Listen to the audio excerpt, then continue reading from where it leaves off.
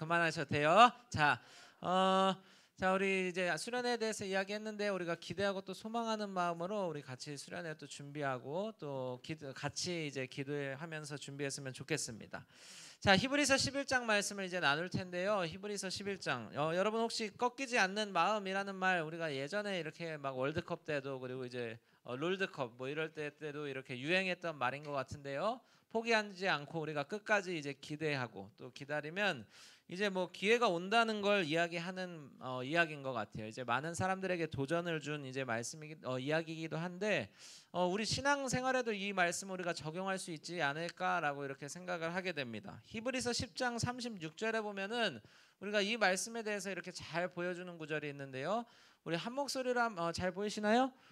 네, 제가 한번 읽어보도록 하겠습니다. 히브리서 10장 36절. 여러분이 하나님의 뜻을 행하고서 그 약속해 주신 것을 받으려면 무엇이 필요하다고 말하죠? 그렇죠. 인내가 필요하다고 말합니다. 자, 여러분 오늘 말씀을 통해서 우리가 인내, 곧 이건 이제 기다림이라고도 우리가 쉽게 표현할 수 있을 것 같은데 이 기다림을 통해서 하나님께서 주시는 그런 복과 은혜를 우리 받는 중등부가 되기를 소망합니다.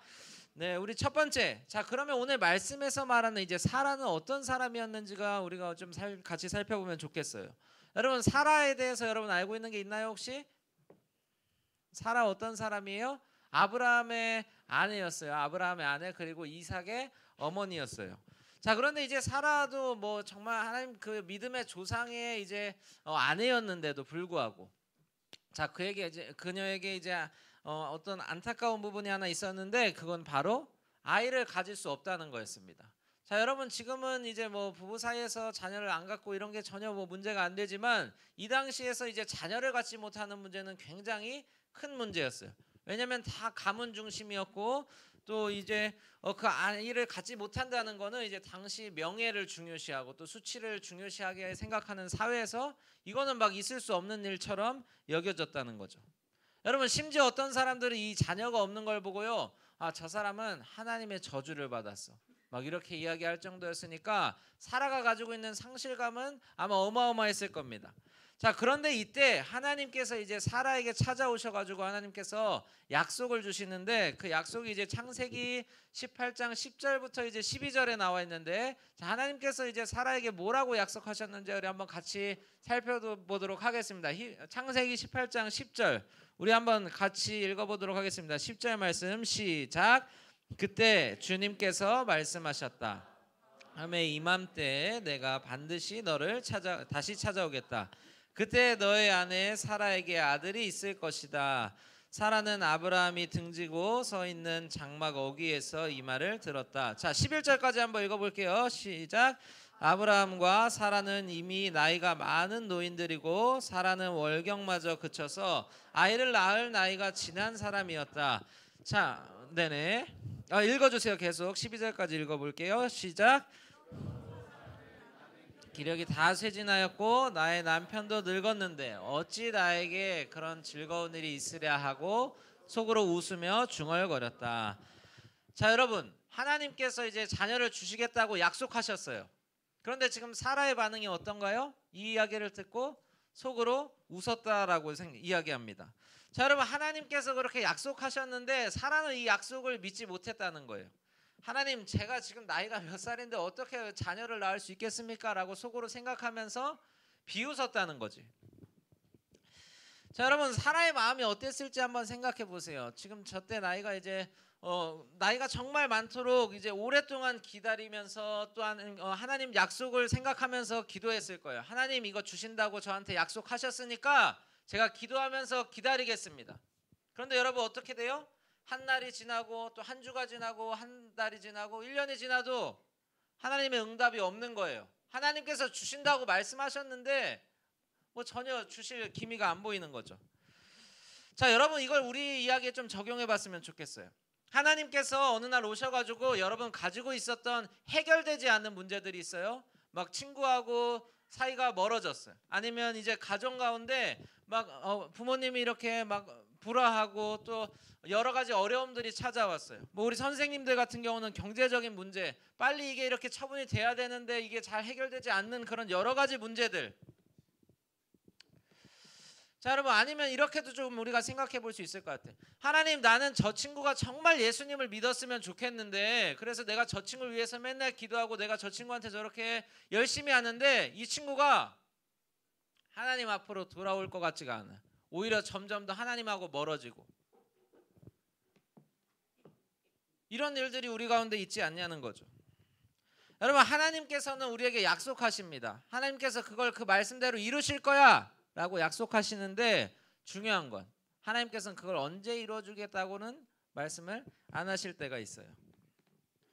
여러분, 우리는 하나님께서 주시는 복과 그런 은혜를 너무 사랑합니다. 여러분, 하나님이 축복을 주시고 여러분에게 은혜 주시는 분인 걸 여러분 믿죠?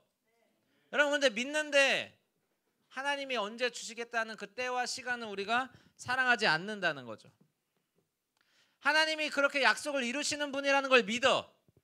근데 내가 하나님께서 허락하신 그 때는 내가 믿지 않는 거예요. 자, 여러분, 하나님께서 이렇게 주시지 않을 때 우리 어떻게 하나요? 첫 번째, 여러분, 처음에 하나님을 믿죠. 처음에 하나님 믿어요. 그래, 주실 거야. 반드시 주실 거야. 그런데 그 시간이 지나면 점점 더 초조해지죠. 그리고 여러분, 여기서 한 단계 더 들어가면 어떻게 돼요? 하나님한테 분노하죠. 하나님, 저 사람 가지고 장난치시면 어떡해요? 막 이렇게 하나님 원망하고, 여러분, 그리고 나중에는 어떻게 돼요? 죄책감에 빠지죠. 스스로. 나는 안 될 거야. 하나님은 나도 버리셨구나라고 이렇게 생각할 정도로, 여러분, 죄책감에 빠지고 나중에는 포기하게 됩니다. 여러분, 그러다가 이제 마지막에는 하나님을 이제 신뢰하지 못하고 자기 방법을 이렇게 찾다가, 아브라함이, 여러분, 사라에게 하나님께서 분명히 아들을 주시겠다고 약속하셨는데 아브라함이 이 하나님의 약속을 신뢰하지 못하고 아내를 새로 얻어요. 하나님은 그 사라의 후손을 통해서 하나님 약속을 이루어 주시겠다고 하셨는데, 여러분, 아브라함은 하나님 약속을 신뢰하지 못해서 새로운 아내를 얻어서 오히려 그 가정 가운데 새로운 문제가 찾아오게 된다는 거죠. 여러분, 좀 믿음에 대해서 한번 오늘 정의하기를 원합니다. 여러분, 믿음은 우리가 하나님의 약속 그리고 하나님의 축복을 우리가 믿지만, 여러분, 그 뒤에 이어지는 하나님의 때를 믿는 거예요. 그래서 하나님을 믿는데 제가 아까 서두에 이제 언급한 것처럼 인내가 필요한 거예요. 기다림이 필요한 이유가 바로 여기에 있다는 거죠. 오늘 우리가 아까 읽었던 11절 말씀에서 하나님께서 분명히 말씀하십니다. 세번역 성경이에요. 제가 읽어드릴게요. 그가 약속하신 분을 신실하신 분으로 생각했기 때문이다. 여러분, 사라가 처한 상황은 막 달라지지 않았어요. 갑자기 하나님께서 자녀를 막 주고 그러시지 않으셨다고. 그런데 그 사라에게는 이런 믿음이 있었어요. 신실하신 하나님을 믿는 믿음이 있었다. 여러분, 저는 오늘 이 자리 가운데 있는 우리 중등부 모든 예배 공동체 가운데 이 신실하신 하나님을 믿는 믿음이 있기를 소망합니다. 여러분, 결과는 믿어지지 않지만 여러분, 하나님의 신실하심을 믿었어요. 하나님의 성품이죠. 약속을 이루신다는 것. 여러분, 신실하심은요, 하나님께서 약속을 이루실 것, 하나님께서 말씀하신 것을 반드시 지키시겠다 라고 하는 것을 믿는 거예요. 여러분, 어제 막 이제 진행팀 선생님들끼리 이렇게 모여가지고 막 멤버십 트레이닝을 했어요. 그런데 이제 12시까지 이제 막 해가지고, 그래서 제 얼굴 좀 수척해진 것 같지 않습니까? 네네. 그런데 더 잘생겨졌어요? 감사합니다. 네, 근데 자, 왜 이야기를 했냐면 이제 거기서 이제 그림 그리는 게임을 했단 말이에요. 그림 그리는 게임을 했는데 처음에 이제 첫 사람이 그림을 그리고 두 번째 사람이 또 이어서 그리고 이어서 그리고 이어서 그리고. 여러분, 우리가 생각했을 때 이 신앙을 처음에 우리는 그 스케치 처음 그리는 사람의 마음과 같다는 거죠. 여러분, 지금 우리가 이렇게 그려놓은 것만 보고 우리는 여기에 집중하기 때문에 여러분, 그 다음에 하나님이 어떻게 하실지에 대한 그런 불확실함과 이거에 막 불안함들이 생기는 거죠. 여러분, 그러나 하나님께서는 이 스케치를 보시는 게 아니라 여러분들을 통해서 그리는 그 그림의 마지막 완성본을 생각하고 계신다는 거죠. 여러분, 그런 하나님께 달려가는 것이 바로 믿음이에요. 여러분, 지금 상태가 어떠하든지, 여러분, 하나님은 얼마나 우리에게 빨리 달려오라고 말씀하지 않으시죠? 여러분, 너희가 지금 힘든 상황에 있어? 그러면 그 힘든 상태로 하나님께 나아와. 그 신실하신 하나님을 믿고 하나님 앞에 나아오라고. 절뚝거리면서도. 여러분 귀여우면서도 하나님께서는 하나님 앞에 나오기를 원하신다는 거죠. 여러분의 그 작은 믿음을 하나님께서 귀하게 여기시고요. 그 믿음을 통해서 여러분들을 더 큰 하나님의 사람으로 만들어 가실 거예요. 여러분 사진을 하나 좀 봤으면 좋겠는데, 네, 여러분 저 사진이 뭔지 아세요? 비밀의 뭐라고? 계곡. 우리 시골이에요? 어디에? 형제쌤. 문경이었나요? 네, 자 이게 뭐냐면, 자 여러분 한강이 시작되는 자리래요. 한강 여러분 가봤죠? 놀러 가봤죠? 막 가서 치킨 먹고 라면 먹고. 자 이게 한강이 시작되는 자리라는 거예요. 자 다음 사진. 자 이렇게 이 강이 저렇게 커지는 거야. 좋아요 창희쌤 아주. 자 여러분 제가 왜 이 이야기를 하는 거죠? 앞에 시작하는 자리는 여러분 초라하지만, 여러분 저 초라한 자리가 물이 그냥 한 줄기밖에 흘러나오지 않는 강이 저 지금 우리나라에서 가장 큰 강이 되고, 그것처럼 우리의 믿음도 그렇다는 거죠. 여러분 지금은 작은 믿음으로 하나님 앞에 나아가지만 큰 하나님을, 그 크신 하나님의 약속을 신뢰하면서 나아갈 때 여러분 저렇게 인내를 통해서 하나님께서 놀라운 일들을 행하시고 또 여러분들을 통해서 새 일을 행하신다는 거죠.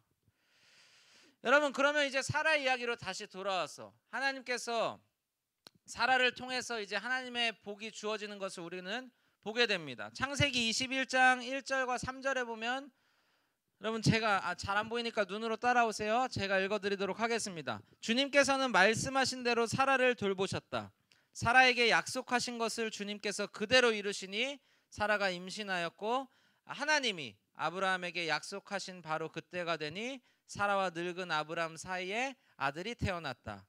아브라함은 사라가 낳아준 아들에게 이삭이라는 이름을 지어 주었다. 자 여러분 이 사라의 믿음을 통해서 하나님의 역사가, 그리고 이 아브라함의 후손을 통해서 우리를 구원하신 예수님이 이 세상 가운데 오게 되는 것을 우린 보게 됩니다. 여러분 우리를 가장 좋은 길로, 그리고 최선의 길로 인도하시는 하나님을 바라보는 우리 중등부가 되기를 소망합니다. 여러분 믿음은요 하나님 막 협박하는 게 아니에요. 하나님 안 해주시면은, 저 안 들어주시면 교회 떠날 거예요. 하나님 이번에 이거 성적 안 나오면 막 수련회 안 갈 거예요 하는 이런 협박들은 여러분 믿음이 아닙니다.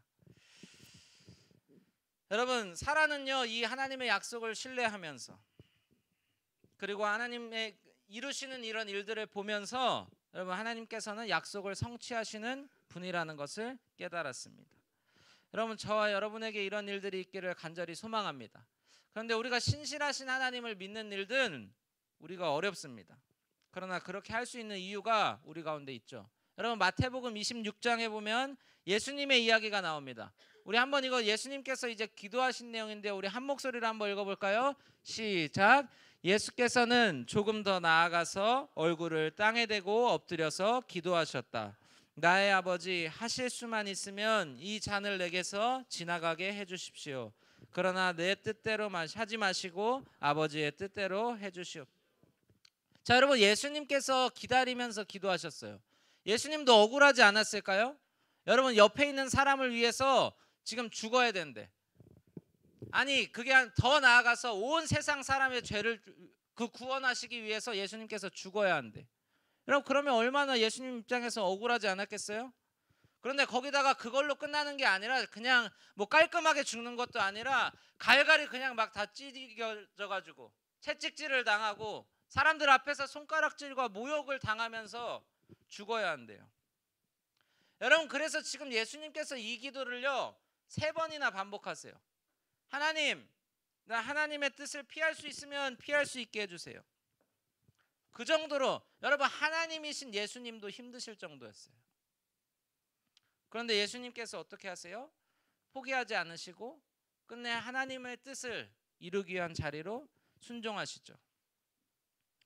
여러분 예수님께서 먼저 이렇게 하셨기 때문에 우리도 그 하나님의 신실하심을 기대하며 여러분 우리가 믿음으로 한 걸음 한 걸음 걸어갈 수 있는 거예요. 여러분 오늘 이제 말씀을 정리하겠습니다. 오늘 말씀 이제 정리할 텐데 여러분 우리도 이런 사라처럼 하나님의 약속을 받았어요. 하나님의 약속을 받았는데 그런 이루어지지 않는 것들을 보면 우리도 실망하고 좌절할 때가 있습니다. 여러분 그러나 그때 하나님의 때를 기다리는 믿음이 오늘 우리 가운데 있기를 간절히 소망합니다. 우리 안에 있는 초조함 그리고 불안한 또 여러 가지 염려와 문제들 모두 하나님 앞에 내려놓고 우리에게 가장 좋은 것을 주시고 선하게 인도하시는 주님을 신뢰하는 중등부가 되기를 주의 이름으로 축복합니다. 우리 같이 이 말씀 생각하면서 기도할 텐데요. 다 눈을 감고요.